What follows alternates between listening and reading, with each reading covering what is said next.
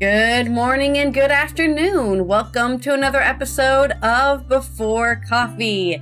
It is Mucking Fun Day. How was your weekend? Did you celebrate the anniversary of the end of World War II? Because everywhere in Europe did.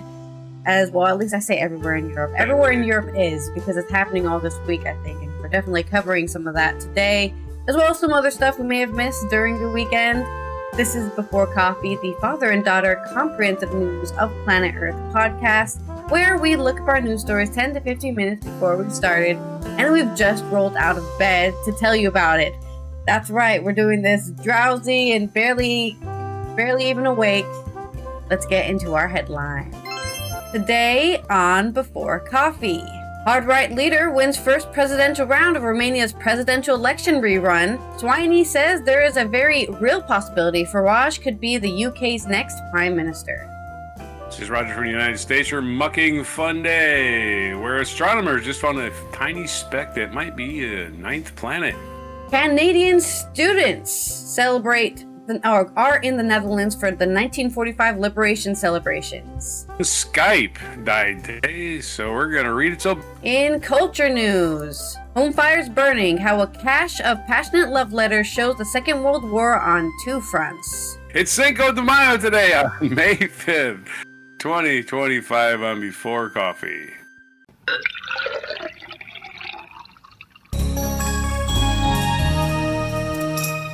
Anything I had planned, I forgot. That short-term memory is trying its hardest, okay? It's trying real hard to remember. What was I going to say? I don't know. Get a piñata, eat a taco, Yeah, something like that. Drink a margarita. Go give your Mexican neighbors appreciation or something. Stop being racist. I don't know. Do something for Cinco de Mayo. So today we show our appreciation. Sorry? Just like we show it for the Irish. Yeah. We show it just like we show it for the Irish on St. Patrick's So Day. we're going to put some cayenne pepper in the water and dye it red or something. Yeah, something like that. Red. I mean, today for the Netherlands is actually Liberation Day, so they're celebrating when the Netherlands was no longer under German occupation. That's what's today. So, here. A different type of celebration. All right, let's roll our segues. Here we go.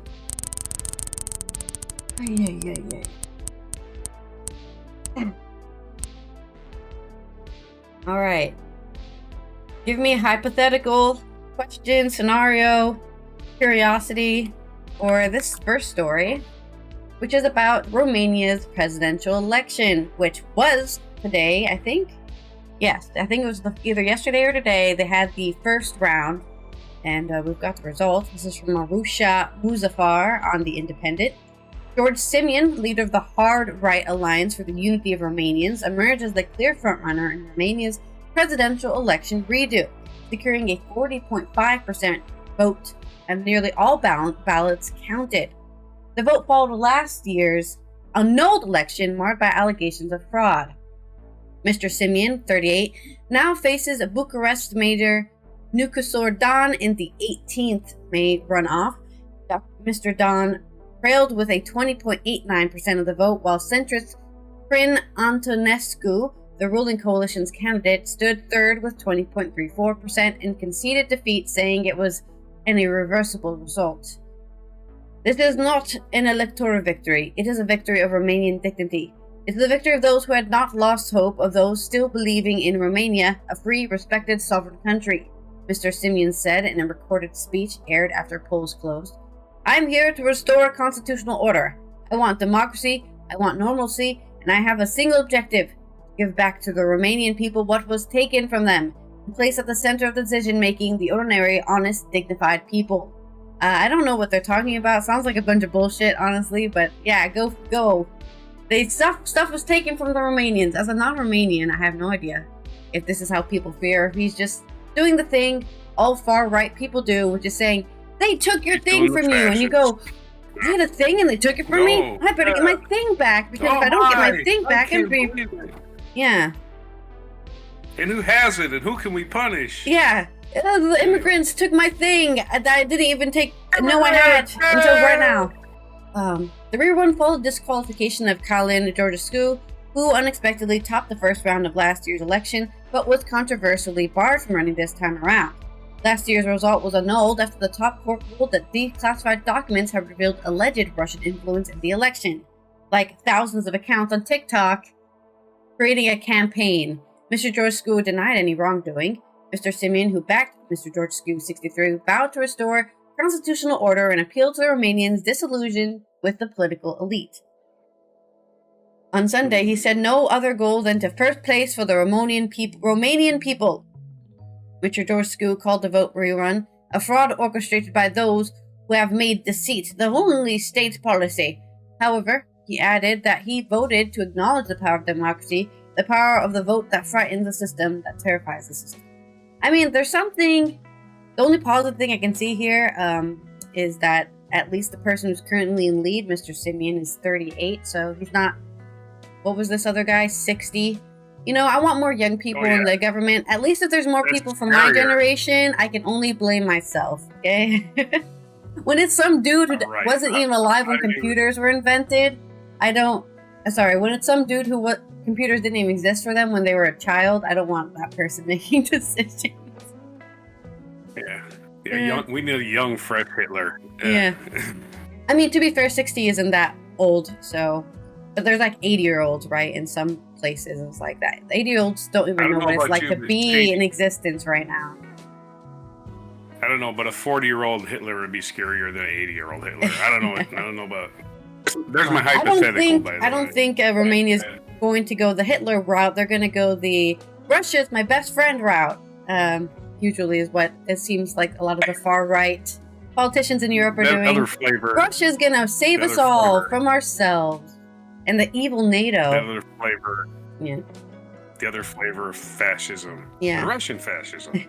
Not the Hitler fascism or the Mussolini fascism or the Francisco Franco fascism. According to the Central Election Bureau, nearly 9.57 million people, or 53.2% of those eligible, voted in the election. That's pretty good. There's some people who get 30%, so 50%, including 973,000 overseas polling stations. Analysts said that Mr. Simeon's success signaled a political upheaval and rising populism amid economic malaise and deep mistrust in traditional institutions in Romania. To be fair, the left also uses populism. It's all about, we want to make as much people think we're the right side. As soon as you start making it into sides is the problem, in my opinion. Mr. Simeon said earlier that if elected, he would reveal how much we have contributed to the war effort in Ukraine to the detriment of Romanian children and our elderly. I don't know why Romanian children and elderly need emplacements and missiles, but maybe Romania is a little different, Every old person shall get a gun. Every child shall get a missile instead of giving it to Ukraine. The anti-establishment sentiment is not like an anarchic movement that is against the people who destroyed this country, he told Associated Press days before the rerun. We are not a democratic state anymore. Christian Andre, a political consultant in Bucharest, told the news agency Mr. Simeon's decisive lead marked a fundamental shift in Romania's political landscape. And if Mr. Dan advanced the runoff as well, he added, it would signal a resounding rejection of the traditional political class and establishment. You have a populist pro-sovereign movement. You also have the liberal, urban, pro-Western segment of Romania that wants change, he said, explaining that would be a huge rejection of classical political parties, and this would mean that the entire political spectrum will be reshaped. Mr. Dan, a 55-year-old mathematician and former anti-corruption activist who founded the Save Romania Union in 2016, campaigned on a pro-EU Honest Romania platform. It is about the trust of Romanians and our partners in democracy, he said after the polls closed, and in my opinion, it is a new beginning that we all have a responsibility to do correctly. So there's your update on the first round of the polls, the presidential election in Romania, and I guess we'll be back on 18th to see who wins, because I think you have to get 60% of the vote. You have to get a high percent of vote before you're allowed to actually be the president. This is just the president. I'm not exactly sure how Romania is political system works. Do you have a hypothetical for me at all? Already did it. Already did. Oh, okay. I said would you rather have a 4-year-old Hitler or an 80-year-old Hitler? Yeah. And yeah, I definitely think I would have zero Hitler, but that's an option, yeah. On the 18th, you'll have the other shoe drop on fascism. There's no hope for Romania. There's no hope in Romania. There's zero hope. Zero. It's over. I don't think they're going fascist. They're just going like I said. I don't think they're going fascist. It's more like they're at least what I'm hearing here is arguing they already were going fascist. So they're trying to go against that. That's what they're arguing. There was a lot of corruption in Romanian politics. A lot of oligarchs making decisions instead of politicians. And they're trying to, at least that's what Mr. Don is saying. Mr. Don, who is anti-corruption, is going on that platform, right? We're going to change Romania so that's no longer corrupt. Misinformation. Yeah. Too much misinformation to straighten that place out anytime soon. It's Russia, Putin fucking up everybody's election. All right, so spin the wheel, I guess. Or whatever. All right, let's go to... Our next, we're good. I have another story after this. Sorry, we're talking about the far right disparage in Europe right now.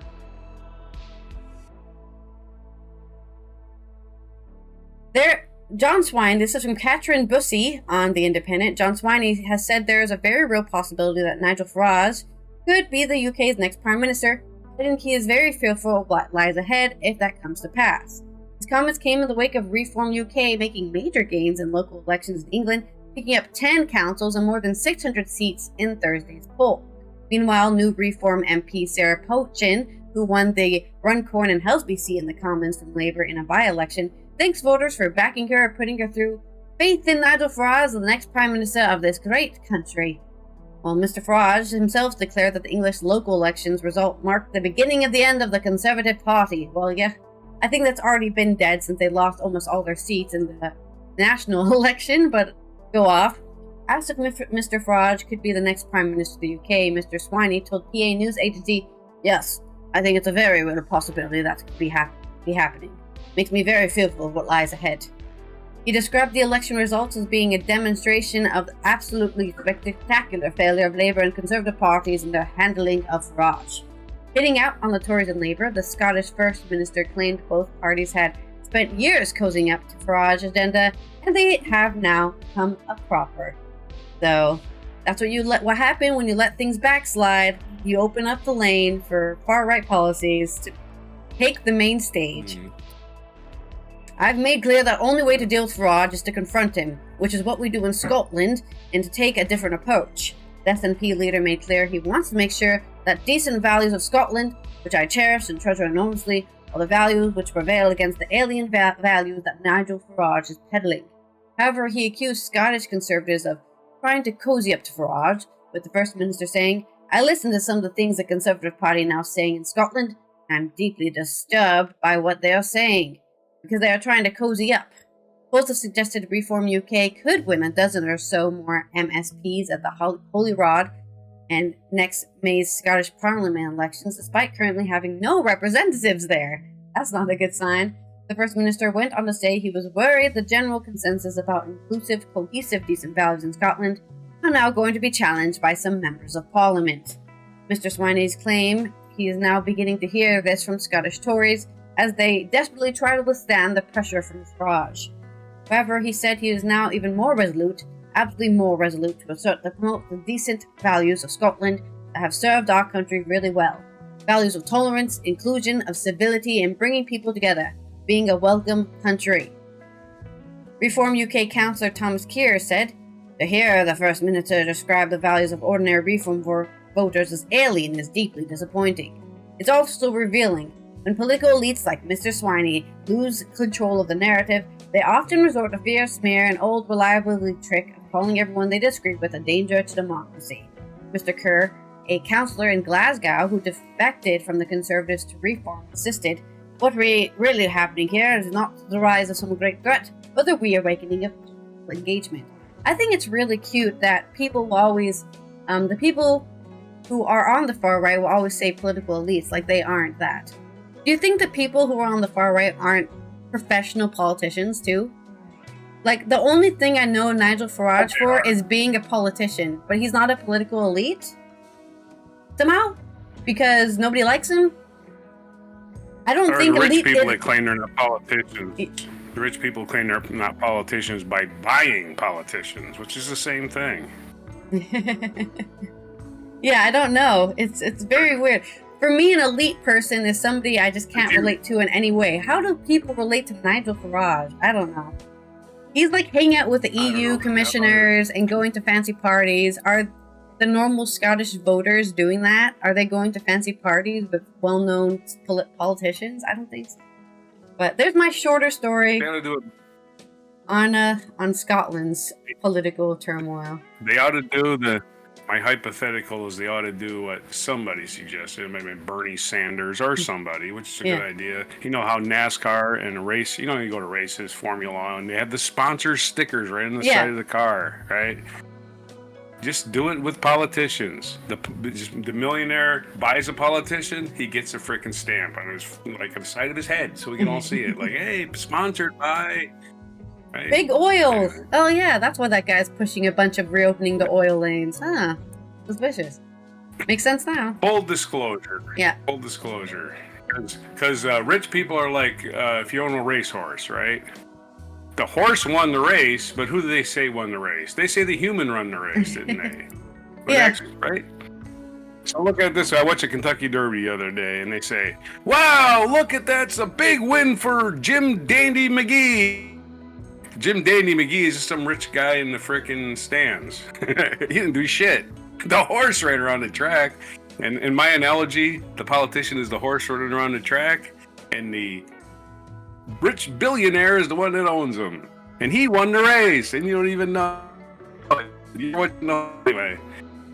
There's my analogy you didn't ask for. There's your horse racing Kentucky Derby analogy. By the way, I picked 2 out of 3 I picked that out of 3 in a trifecta in the Kentucky Derby, but I didn't bet it, so I still. Oh darn! That always happens, doesn't it? But imagine picking 2 out of 3 in a 19 horse race. I picked exacta. Exacta means you pick the place they finished, right? But I didn't bet it. I forgot to bet it. It was. I would have won $3,000 just for $1. That's how big the trifecta was in this particular race. Anyway, spin the wheel. I rolled an accurate metaphor. Oh, okay. We're going to talk about space again because Earth is just downright depressing. This is from zmscience.com. Jordan Strickler. Astronomers just found a faint speck that might be the missing 9th planet. That's right. Pluto's not a planet. Get over it.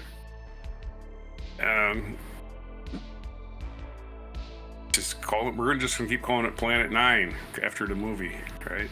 For years, astronomers have toyed with the idea that the sun hides an extra planet so distant and dim that even the best telescopes have missed it. Now a study digs into decades-old infrared maps of the sky and turns up one faint object whose slow drift could fit the bill, renewing hopes and doubts about the long-sought Planet 9. Astronomers have nudged the Planet 9 debate back in the spotlight in their study accepted for publication in the Publications of Astronomical Study of Australia. Astronomical Study of Australia. It's called Publications of the Astronomical Study of Australia. After exhuming a faint, slow-moving speck of light from 2 infrared sky maps taken a generation apart. Wow! Amazing. You know how many maps they'd have to look through? The object, noticed first in the 1983 survey of NASA's Infrared Astronomical Satellite, or IRAS, and again in 2006 and 7, All-Sky Pass of Japan's Akari Observatory sits exactly where a distant planet could have drifted during the 23 years that separate the 2 missions. Why a 9th planet has been suspected all along. Far beyond Neptune lies the Kuiper Belt, a ring of icy leftovers from the solar system's early days, back before they formed a band and went on the road. Anyway, several of these objects included a dwarf planet Sedna, follow orbits that cluster in one sector of space instead of being spread evenly around the sun. Computer simulations in 2016 showed that a hidden planet 5 to 10 times Earth's mass could shepherd those orbits into the observed pattern. 5 to 10 times? That's a lot of mass. Yeah, it's a big planet, but it's so far away and it's hard to see. And it's played hide and go seek with the astronomers, right? The combined catalogs from the Akari IRAS sky maps held roughly 2 million point sources. 2 million? Lead author Terry Long Fan, an astronomer at National Tsinghua University in Taiwan, and his colleagues first calculated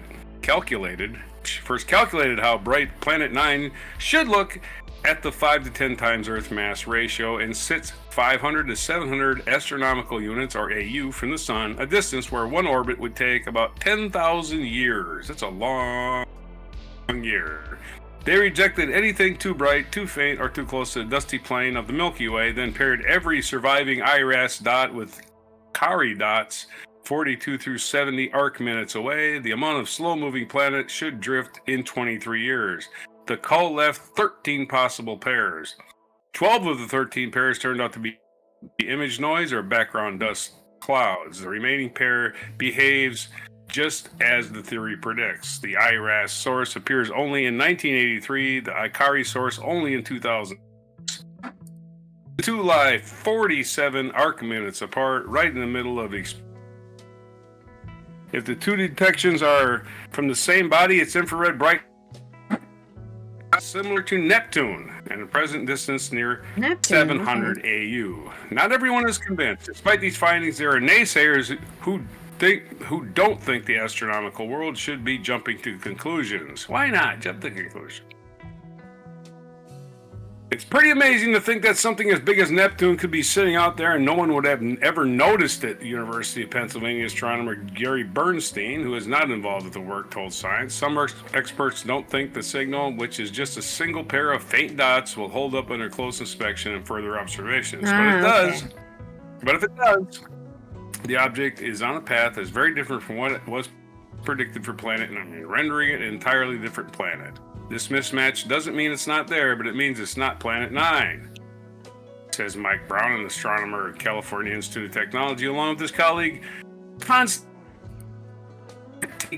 came up with the Planet 9 proposal. Nearly a planet would have any of the effects of the solar system we think we're seeing.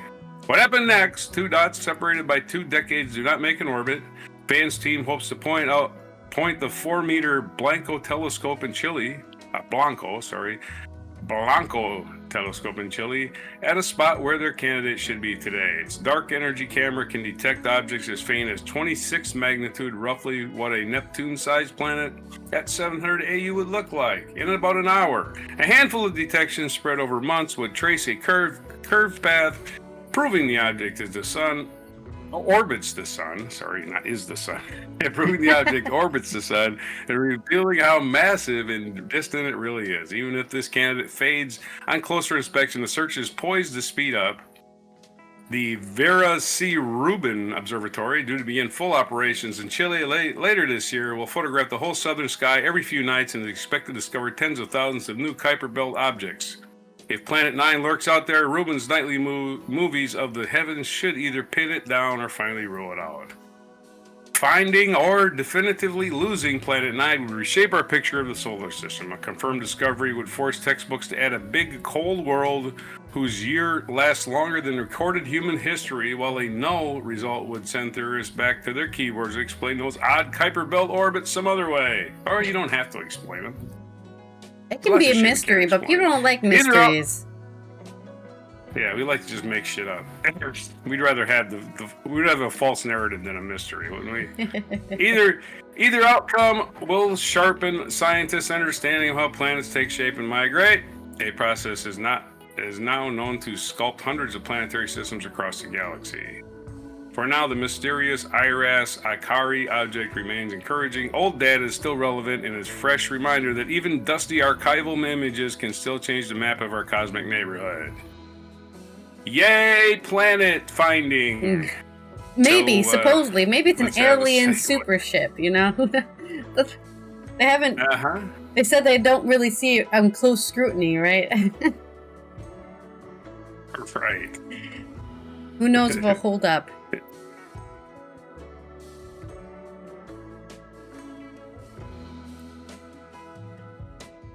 Okay. Metaphor. I don't know if you're disconnecting what's happening, but you stopped saying stuff. Yeah. I open a page and my computer locks up. Or you runs well, this massive planet is like a huge surprise. We are hoping isn't an alien ship, I think. That's a... It does seem very familiar to a Doctor Who episode where a giant meteor was gonna like crash into the Earth. But I'm sure it's just a really massive planet, and there's nothing dangerous about it at all. Oh, my camera died. Oh, no, it's back again. No, I didn't do anything. It just died and came back. All right, let's go to our next segue, which is also an accurate metaphor or simile. And we're going to talk about Canadians in the Netherlands celebrating the 1945 liberation. This is from Keith Doucette on the Canadian Press, coming out of Halifax. Oh, my camera broke again. I'm not sure why it's doing that. As the Netherlands marks the 80th anniversary of the country's liberation by the Canadian Army, more than 1,000 Canadian students will take part in the events where they're expected to sense both the horror of war and the reverence of the Dutch for their liberators. Upwards of 175,000 Canadians fought as part of the 1st Canadian Army in the Netherlands between September 1944 and as early as May 1945, with 7,600 killed during the campaign to liberate the country from its 5-year German occupation. The fighting came to an end on May 5, 1945, when Canadian Lieutenant General Charles Folks accepted the surrender of German troops in the village of Wageningen. David Chisholm, Vice Principal of the Three Oaks Senior High School in Summerside, PEI, which is a place in Canada, I think. I don't know what PEI stands for. Prince Edward Island. Yeah, I got it. Is a former history teacher who has long had a passion for keeping the stories of Canadian veterans alive. His school is one of the 5 from the province taking part in the trip, which he hopes will instill the same passion in his students. We got the kids connected to their own families and their own community, he said. They do projects, they do research, they connect to local veterans. Chisholm said he was in the Netherlands for the 65th and 7th anniversary liberation celebrations, adding his students are about to experience something special. I got to experience what it's like to be a Canadian during the liberation time and the celebration. They're really going to see what it's like to be Canadian and to be revered. Amy Muner, Assistant Deputy Minister, Commemoration and Public Affairs with Veterans Affairs Canada, said her department works to help student tour groups be included in the various ceremonies, although they aren't part of Canada's official delegation. Muniers, who has worked for the department for the past 20 years, says the interest in traveling to the Netherlands for its liberation celebration has only grown in that time. I think a large part of this is the role that played by educators across Canada and veteran groups who go into schools and have conversations to get the spark going, she said. Also, you're going to Europe. You know, I'm sure a lot of these kids are like, wow, that's so cool that we helped liberate a country. But I think another part is we can go to Europe on a school trip? Wow, that's fancy. At least in my experience as an American, going to Europe is like a very fancy thing. Otherwise, you just go to the Niagara Falls or something for a school trip. Munir said the chance for Canadian students to directly experience the gratitude of the Dutch people also leaves a lasting impression. She said it happens in a number of ways, including one-on-one conversations. You see this happening on a daily basis. There are always Canadian youth at events, and you see those really informal connections happen, and it's quite powerful, she said. The Prince Edward Island group began their journey in France, where on Thursday, which was, May 1st, right? On May 1st, they visited the memorial to Canada's defining victory of the First World War at Vimy Ridge, the towering limestone monument which overlooks the Douai Plain. From the highest point of the ridge, is inscribed with the names of more than 11,000 Canadian soldiers listed as missing during the first conflict. Ian Sharp, a grade 12 student at Three Oaks, said it was very moving to see Vimy. You can appreciate it, but to see it in real life is breathtaking, the 17-year-old said in a telephone interview from the National Historic Site.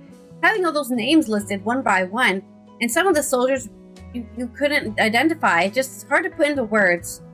The Prince Edward Island students also visited the Thelles Military Cemetery near Vimy, and were then to travel to the several battlefield sites in Belgium before attending ceremonies in the Dutch city of Bergen op Zoom. Why did it say in Dutch? Bergen op Zoom, where there is a Canadian war cemetery. At the cemetery, there will place a plaque on the grave of the fallen soldier Alva Ray Leard on behalf of his family. Leard of Northam, PEI, was killed in action at the age of 22 on September 26, 1944. Sharp said learning about Canada's contribution has been a revelation. As the trip approaches, we did research in preparation for the liberation events, and it became clear how important a role we played with liberation. Jackie Shaw, a teacher at St. Stephen Catholic Secondary School in Balmainville, Ontario, believes that celebrations will be a real eye-opener for those groups of 13 students from her school. Shaw saw her students will take part in a Sunday in a silent liberation march through Bergen op Zoom that will end at the Canadian War Cemetery, where some lay wreaths. She said the students have gradually become aware of the gravity of Canada's wartime contribution. No one ever talks about it. I think, well, if you're into war, you talk about it, right? If you know Canada was there. But if you're like a layman who doesn't really pay attention to war history, I don't think a lot of people mention how badass Canada is and how much they contributed to all of these conflicts. Even though, and they just don't get credit for it. I don't know why, but common people don't give them credit. It's hard to get them to bridge the 80 years on some levels, but on other levels it's not hard because they are relating to the fact that these people who were going to fight were not much older than them, Shaw said. So there's your story, sorry. What did you want to say about Canadians, I'm guessing? Oh no, a lot of old war movies like the Green Beret, they talk about like Canada's military, but the Green Berets is where it's about Vietnam, so never mind. Yeah. And Bonka, you're saying you don't think modern Dutch people appreciate the Liberation Day, but they definitely do. We definitely still take both yesterday, which was the Memorial Day or the remembrance of people who died. We still take that very seriously, and we definitely still take Liberation Day very seriously. Maybe for some people, it's still woohoo, a day off of work. You can't make me work today because it's a national holiday. But I think a lot of people still do. Take it seriously, and I mean these people are speaking from first-hand experience, right? That the Dutch actually do appreciate Canada. I think it just comes different when you actually are aware that you wouldn't be a free country if people didn't come and liberate you, right? Right. Mm-hmm. Fascism. There's my simile.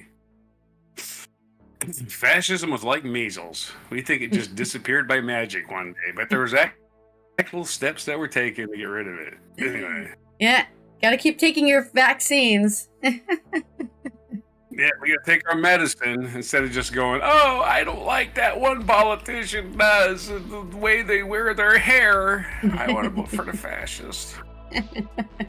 He makes sense. He smiles all the time, and he makes jokes. Why is he so happy? I'm suffering. He cares about me, I know, because he told me. Anyway. All right, another accurate metaphor for me again. Wow, we're just rolling accurate metaphor. If it rolls one more time. Okay.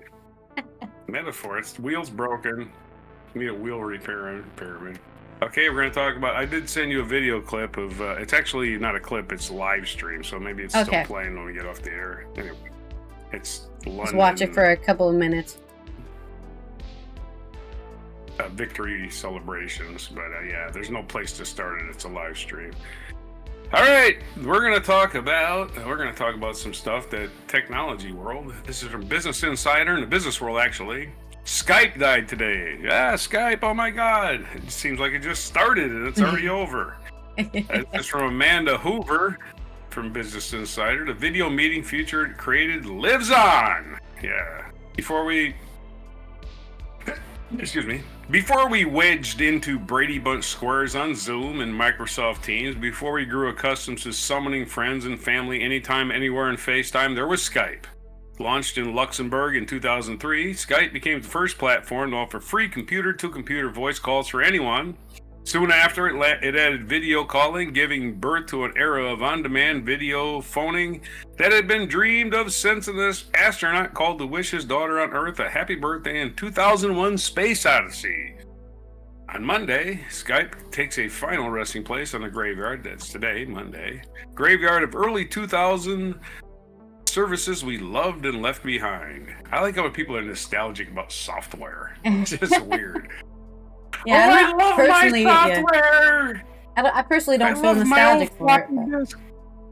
Yeah, I love my old floppy disk that takes 17 minutes to load, 5 gig of data. Remember when I had to put 15 floppy disks in to install one program? Oh, the good old days. I miss my dial-up connection and that noise. That was so... Oh, I'm so nostalgic about my modem. It's probably been years since you made a call over Skype, though its dial tone still lives rent-free in my head. The company that brought us a miracle that has been largely pushed aside and cannibalized by a slate of competitors. People don't care much about which video platform they're using. I know I don't. So whatever provides the simplest way to connect becomes the one we click to call. Right, exactly. Whatever. Teams? What's that? I didn't know what it was. Yeah, what's like a Teams call? What's Teams? Is that like Skype? Yeah, it's Microsoft. Oh, okay. Microsoft figures it. When's that? Another reason Skype died, by the way, because Microsoft originally had bought Skype. And now they have Teams, so they just we're just going to delete that program now. We don't need it anymore. That's right. We bought our competitors. With video calling built into our phones, Slack, WhatsApp, and work email, the miracle has turned into the mundane, even a nuisance at times. When we need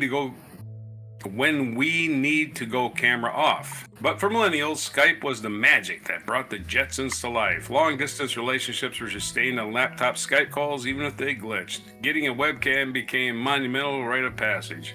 For these early years, Skype realized the future. It was a darling of the early tech boom. In 2005, eBay bought it for $2.6 billion. eBay, of course, has already been bought by Google since then, but I digress. eBay bought it for $2.6 billion at a time when Facebook was only worth $100 million. Think about that. But Skype's video call focus didn't do well with the e-commerce giant's business model. 2 years later, eBay took a $1.4 billion write-down on it and soon after began divesting its interest in Skype. They bought it to kill it. That shit should be illegal. I think you should be forced to invest in a recently acquired thing for 5 years if you're going to buy something. Yeah, but the people who sold it don't care. The people who started it cashed in, they don't care. A private equity firm took a majority stake in 2011. Microsoft bought Skype, like you brought up, Microsoft Skype for $8.5 billion. Its largest acquisition at the time in 2011. Some 170 million people were making Skype calls monthly, a number that grew to 300 million by 2016. But that's also when Skype started to lose its luster. A few rivals started to merge that chipped away different use causes that Skype used to be the go-to tool for, says Thomas Randall, an advisory director at Infotech Research Group. Infotech Research Group, period. WhatsApp, Discord, which is what we're on now, or at least I'm on, and Slack were all integrating messaging and video calling, whether for work, gaming, and other personal use. Microsoft rolled out Teams in 2017. Skype's mobile interface lagged behind what became its internal rival, he says. Hey, we're Microsoft. We're going to roll out something to compete with our own software. Brilliant. The brand lost its focus, Randall says. In March 2020, Skype saw a surge in users with 40 million people making calls at a 70% increase from the month before. That's because of the pandemic, obviously. There's no coincidence. At That same month, Microsoft announced that Teams would roll out features to make the video call app more friendly toward social interactions. But in the meantime, we invite you to connect with friends and family through chat and video calling using Skype. The demand for video chatting, driven by the pandemic lockdowns, wasn't enough to save Skype. 44 million people were using Microsoft Teams each day in March 2020, a number that grew to 70 million later that year. Zoom became even more synonymous with video calling. Yes, as people call it Zooming now. Way to go, Zoom. You've crept into the lexicon. And grew rapidly to 300 million daily users of Zoom by April of 2020. As of 2023, only 36 million people were still hanging out on Skype daily. Microsoft announced on Friday that it would sunset Skype and that people would have the option to move their data to Teams or export it by May 5th, which is today. Skype has been an integral part of shaping modern communications and supporting countless meaningful moments, and we are honored to have been part of the journey. Jeff Tepper, the president of Collaborative Apps and Platforms at Microsoft, said in a post at the time. In the past few weeks, Skype subreddit has been filled with the app's dwindling users, some panicking as they try to find a replacement for years-old Skype numbers, which they have been using to receive authentication codes. One person says they're trying to switch their grandma's account from Skype to Teams, and some worried about training older relatives on a new app. Way to wait till the last minute and panic, everybody. I was too busy doing things to worry about it. No, my poor grandma. Yep. Procrastination is your friend. Others are watching its funeral with delight. Others, oh yeah. What kind of sick weirdos are like, oh, I hate it. I can't even feel sad for Skype's demise because it's been 14 years of shit for Microsoft, and that's what I remember far more than the 8 years before the buyout, one person wrote on Reddit. Relatable. Good point there. Yep. I hope the original creators of Skype crashed out big time and are enjoying a nice retirement. They deserve it. Okay. Don't give a crap what they do. Under Microsoft's leadership, Skype's features faltered. They were redesigns and new features like the ability to be on call with 100 people at a time and a revamped chat experience on mobile, but nothing quite brought Skype back to the forefront of the video calling industry. Competitors revamped their offerings with Microsoft focus on Teams. Skype's importance waned. It wasn't as smooth as process to use it on mobile as it was for some of its competitors. But consolidating our efforts to focus on Teams, we can provide the best possible communication and collaboration experience, a Microsoft spokesperson said in an email statement, adding that Teams offers several of the same features of Skype, including group calls, messaging, and file sharing for free. Even as we see Skype's run come to an end, it's far from a failure. They rose at the right time. They sold at the perfect time. David Smook, the founder of blog Hacker Noon, says of Skype, the fact that they're dying, it's part of life. He remembers the platform finally using it for long-distance job interviews in the 2010s and chatting for hours with long-distance romantic partners. You mean phone sex. Anyway, Skype isn't just an app that triggers those sweet nostalgic feelings, but also the foundation of how we communicate so frequently today.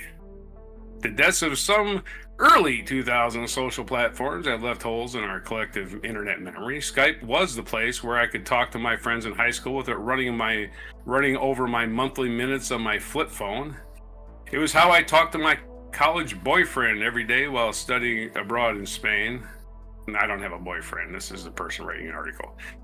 Creating that so-called yet so far feeling that's become second nature with the regular video calls. Now it's easy to feel that. I was about to say, wow, I didn't know you had a boyfriend in Spain. We could have gone visit him at some. I enjoy my privacy. Anyway, other Web 2.2 defining sites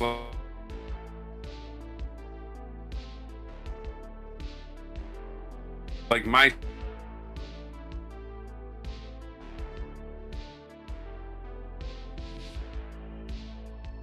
space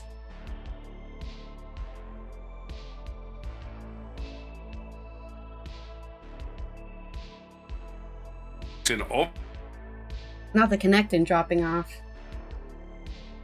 I feel like I'm using Skype right now.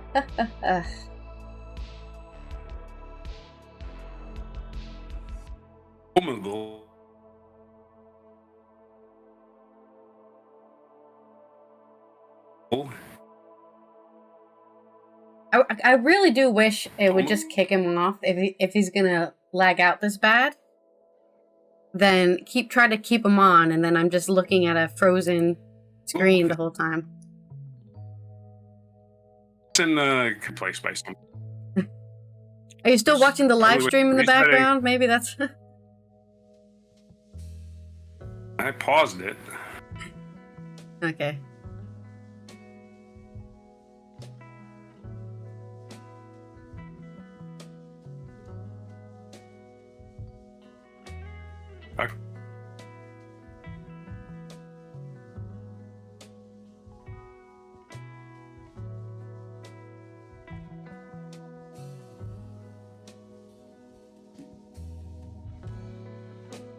Choppy internet. Yeah. Choppy the internet.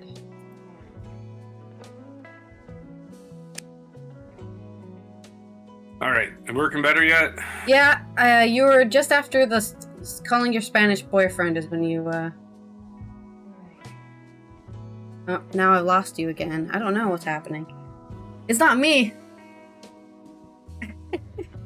You never eaten custard? Oh, it's a pretty easy thing to make, though I guess you can cook the eggs.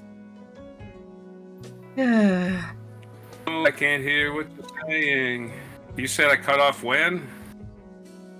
You cut off right after the calling your Spanish boyfriend joke, but I think you're still just disconnecting right now.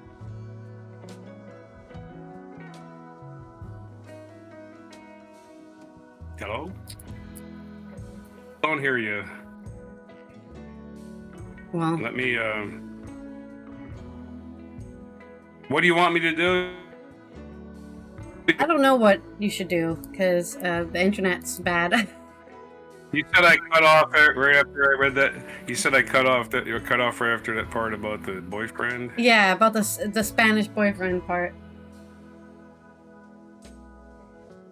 Okay. Let me see if I can get back to that. You've never eaten custard, but you want custard? Doesn't make any sense, does it?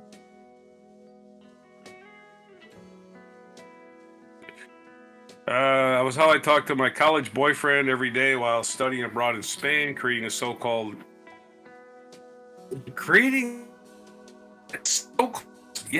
feeling that's become second nature with regular video calls like we do, right?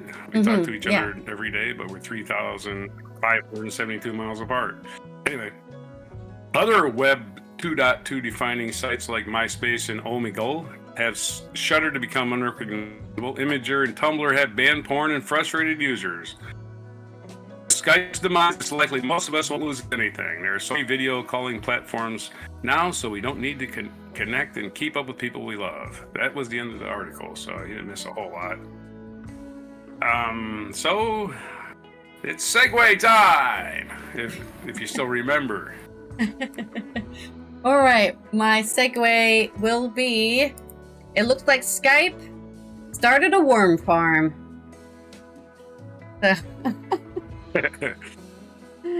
Started a worm farm as a nobody loses all the time, but Skype surely did.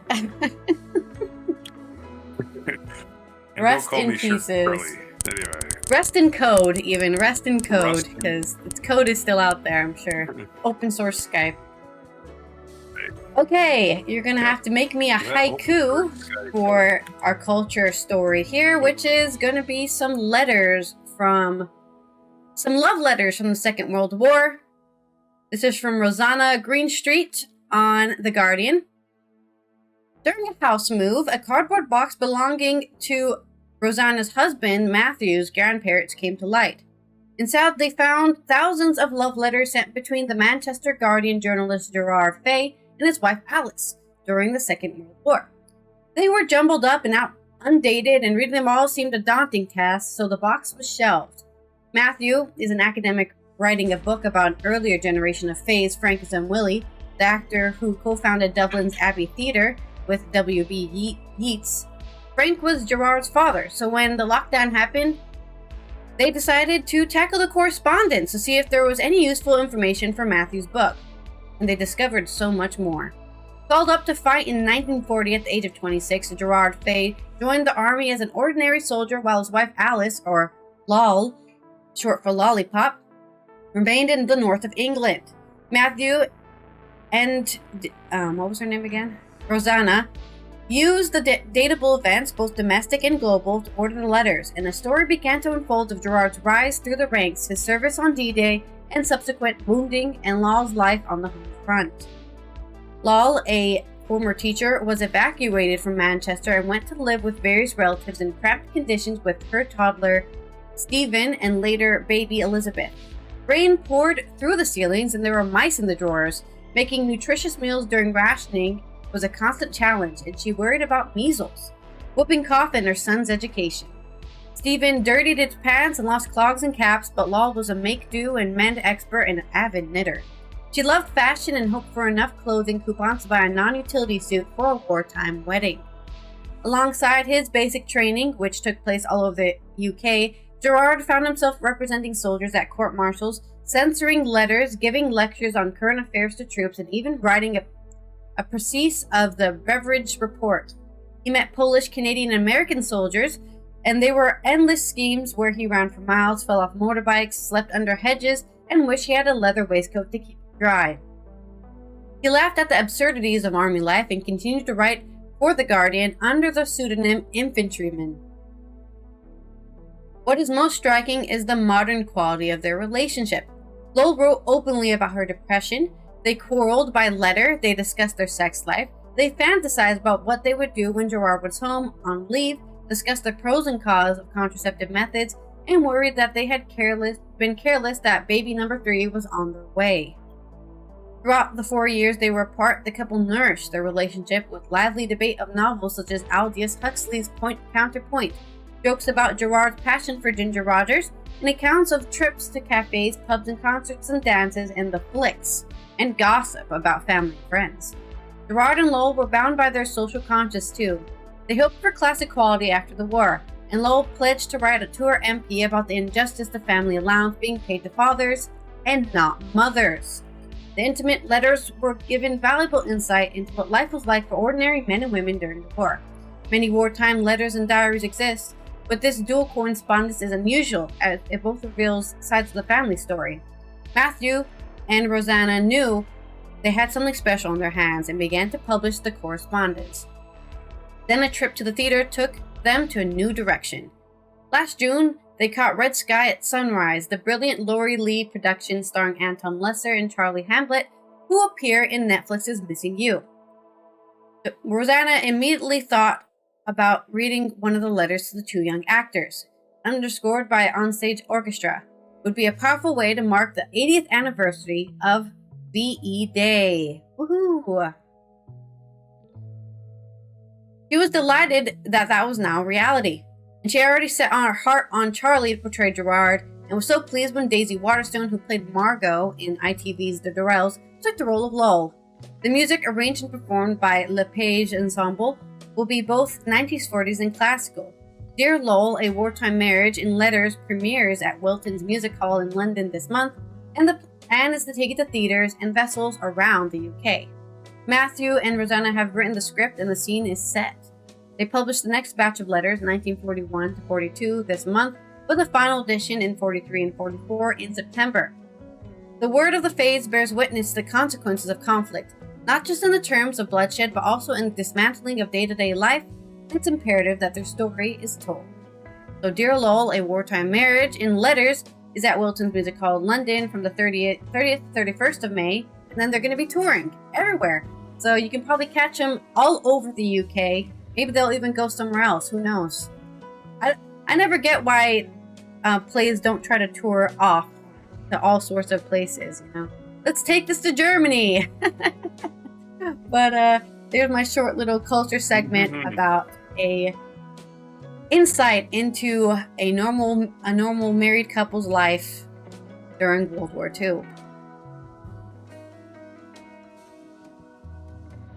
Hello? Oh, there you are. I'm here. I think I'm here. I mean, I dropped off for a second, but I'm here. Haiku, I guess. Haiku! Let's see. World War II was hell. Letters from home ease the pain. I'm sorry, man. Of sad separation. There you are. Best I could do. Yeah. All right, last segue here. Soundboard. And the soundboard groaned. Okay, reminds me of a song. Okay, reminds you of a song in this day in history. This day in history. There's probably several songs written on this day. Let's see. You gotta get the glasses on. Sorry, folks. On this day in 1640, King Charles I of England dissolved the Short Parliament, the first parliament to be summoned in 11 years. They were all too short, apparently, for him. And in 1789, at the beginning of the French Revolution, the Estates General met for the first time since 1614 at Versailles and debated the role of the Third Estate. And of course, the French Revolution just said, we don't care. We're just going to kill all you old rich people. What else in this day? 1809. Sorry about the coughing. For her technique of weaving straw with silk, Mary Cries became the first woman to receive a U.S. patent. The process was largely used in the creation of hats and other headwear. All right. Weaving straw, which probably existed forever and ever, she got a patent for it. In 1813, Danish religious philosopher Soren Kierkegaard, regarded as founder of existential philosophy, was born in Copenhagen. On this day, 1864, forces commanded by the generals. Oh, I got a cough. Hold on. So let me just hit this mic button for a second. Can't take it anymore.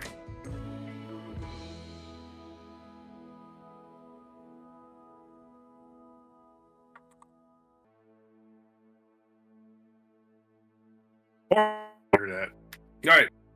1864, forces commanded by the generals Ulysses S. Grant of the Union and Robert E. Lee of the Confederacy engaged in the Battle of Wilderness near Fredericksburg, Virginia, during the American Civil War. That happened in this day, 1864, which rhymes with war. In 1904, American baseball pitcher Cy Young registered the first perfect game, which means no batters reached first base, of the modern era for the Boston Americans, which were later called the Red Sox, against the Philadelphia Athletics, which are now the Sacramento Athletics after moving 3 times. 1927, English author Virginia Woolf published To the Lighthouse, one of her most successful and accessible experiments in the stream of consciousness style.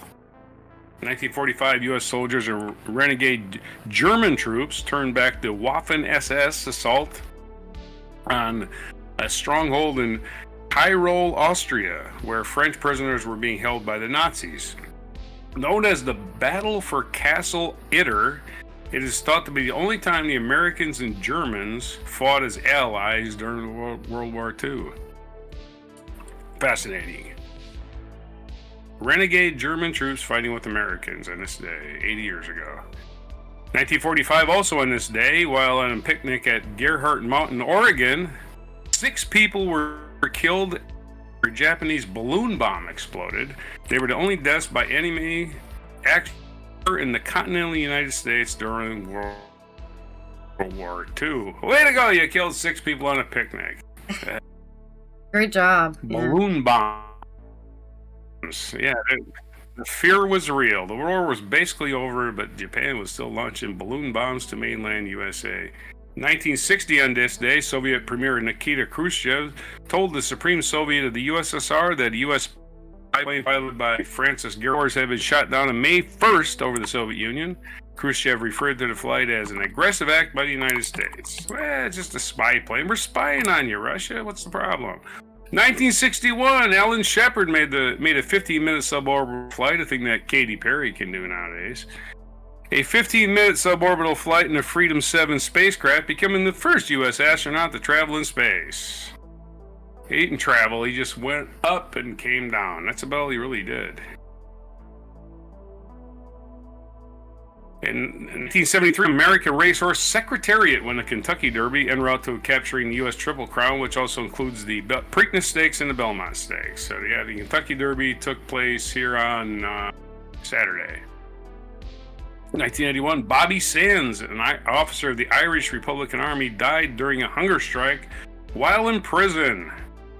Yeah, I remember those hunger strikes. 1988, English pop singer and songwriter Adele was born. Adele, whose soulful, emotive voice and traditional crafted songs made her one of the most broadly popular performers of her generation. She was born this day, 1988. She's turning 47 today. 47? No, wait, no, it can't be right. Is that right? 37. That's better. 37. Happy birthday to Adele. Adele. 37 today. Can't do math, but I can still read. 2001, American poet Clifton Keith Hillegas, the creator of the popular series of literary studies known as the Cliff Notes, died in Nebraska. Hey, you wondered who Cliff Notes is named after? Named after this guy, Clifton Keith Hillegas. So, Cliff Notes, of course, he didn't want to read the book and he wanted to write a paper. He bought these things and cheated.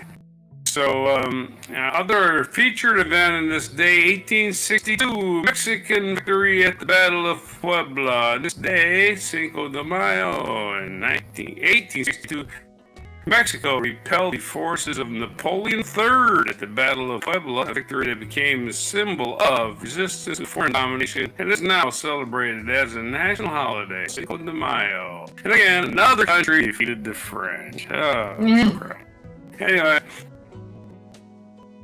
But they did win more battles than they lost, okay?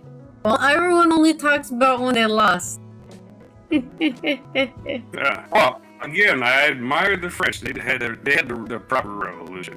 It's just that they didn't stick to their guns. You know, it's hard. It's hard to do that over generations. It really is. Other case today, our future brothers, Karl Marx, one of the Marx brothers. No, one of the Marx brothers. The guy who wrote Das Kapital and all that fun, the Communist Manifesto and all that fun stuff. May 5th, 1818 is the birthday of Karl Marx, born in Trier, Germany. March 14th, 1883, he died at the age of 64 in London. So happy birthday, Karl Marx. Other birthdays today, Tyrone Power, American actor. Tammy Wynette. Tyrone Power, born in 1914. Tammy Wynette was born in 1942. Stand By Your Man. Tammy. I can hear it on the roof. It's also Chris Brown's American singer, the guy that beat up Rihanna. That guy. He still had a career after that, which was just a good example of how, man can just do whatever he wants. In a jail cell somewhere for no reason. Those are your birthdays. National Day calendar. It is National Astronaut Day. I think it's because of Alan Shepard going to space. It's Melanoma Monday, which is pretty awful. I mean, buy a drink for melanoma? I don't know. National Hoagie Day, which is a lot of people have different names for these types of sandwiches. Sub sandwiches. Hoagie kind of just cold cuts packed into a big, long, cigar-shaped sandwich thing. And then you heat it up, melt the cheese. Well, it's optional. You can heat it or not heat it, I think. You can load everything. There's no recipe for hoagie. It's a personal preference. It's Cinco de Mayo today, which we've covered several times, right? Silence the Shame Day. It's founded in 2017 by the National Day calendar Hip Hop Professional Foundation. What does it have to do with hip hop? Hopefully, it has something to do with Rihanna, right?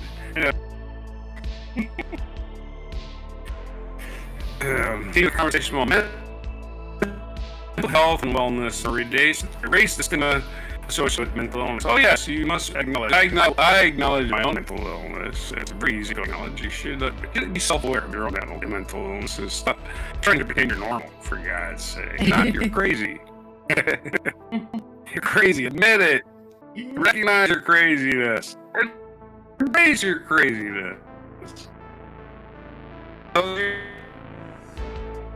Whatever we came up with today, all of that mispronunciation just been the will for. May 5th, 2025. 20 the day and the month multiplied together add a factor to the year. Isn't that interesting? Yeah. 5 equals 25. Very Wow, fun. that's not bad. Oh. First time since 4416 this has happened, right? Yeah. Pretty cool. I don't know. Yeah, I know, right?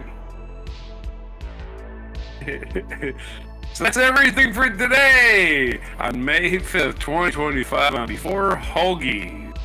Delicious hoagie. And of course, all this World 2 talk reminds me of the song "We'll Meet Again." Don't know where, don't know when, but I know we'll meet again some sunny day. By Virulin. It was just a very nice, maybe a little bittersweet song of being excited for the one you love, but you'll see each other again someday. On International Youth Observances, I missed this, but on Saturday it was World Press Freedom Day. Of course, you're letting people share news and spread the news without any sort of. We're also looking at how artificial intelligence is changing journalism and media in big ways, and make sure media remains crucial. The AI's impact on information gathering, processing, and dissemination is profound, presenting both innovative opportunities and serious challenges. Also, today is UNESCO Portuguese Language Day, right? It's not as popular as Spanish, but it's just as spoken. There's on the 2019, they said the 40th edition of UNESCO General Conference, they proclaimed May 5th of each year as World Portuguese Language Day. To go talk to your Brazilian friends and your Portuguese friends and probably other people who speak Portuguese. I don't know all the countries that speak it, but the Lusophone cultures, as they say, they're called the Lusophone cultures. So yes, this has been the end of our mucking fun day. I hope you're a little bit more awake than when you showed up earlier, and we will see you tomorrow for Good News Day, with over all the good news we can find about what's going on in the week today, this week, last week, the weekend, all the good stuff that we can find there. Make sure you're subscribed and turn that notification on so you know when we go live or post a video. Now, let's get into our live celebration of liberation from Germany, coming out of the UK. Look at all those people.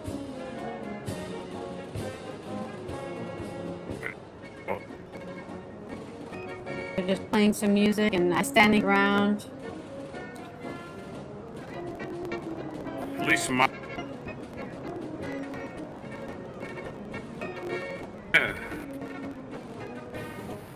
They're all walking. Yeah, I'm not sure where they're going. Maybe they're having some sort of display up by the palace. Earlier when I was putting the video in, or they were playing some music. Like they had a brass band playing music at the front. I think it's over here. This might just be line to the bathroom. I think it's the line to the bathroom. Oh, there they are. There's the trombones. That's what I thought. There's people playing music. Yeah, trombones and the tubas behind them. Brass band. Patriotic music of "We kick their ass, we kick their ass, we marched into Berlin and kicked their ass." There you go. That's the official lyrics of this song. Yeah.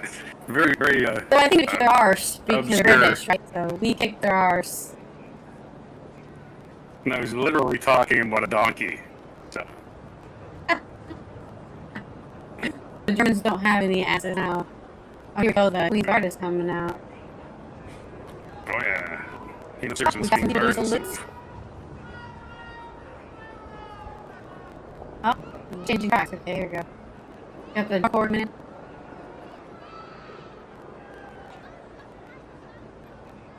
What are you doing? This is like more of a celebratory man. song.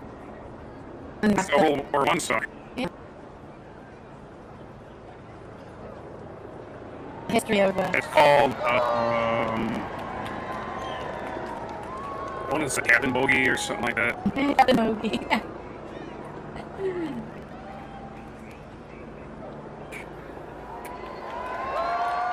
How hard would it be to be standing guard right now? It's like you can't dance any of these songs. You can't tap your foot. I couldn't do it, man. I hear music, I want to move.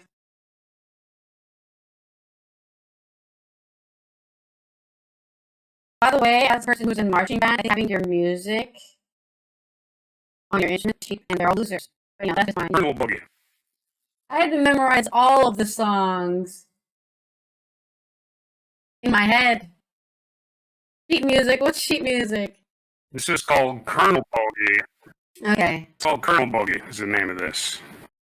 But I knew it was right, I just couldn't think of it. I always thought that's because my dad told me. Well, he was in the band, wasn't he? Yeah. Yeah. He played the clarinet in the band. I think you played a couple other things too. As a man, I could join the military band. Maybe let me convince the Netherlands to the military band. The Army had one band, so he was in a band, not like the band. Yeah. But they had band for every time they took a city, the band would come through. Right? Just, hey, we kicked your ass. Here's some music.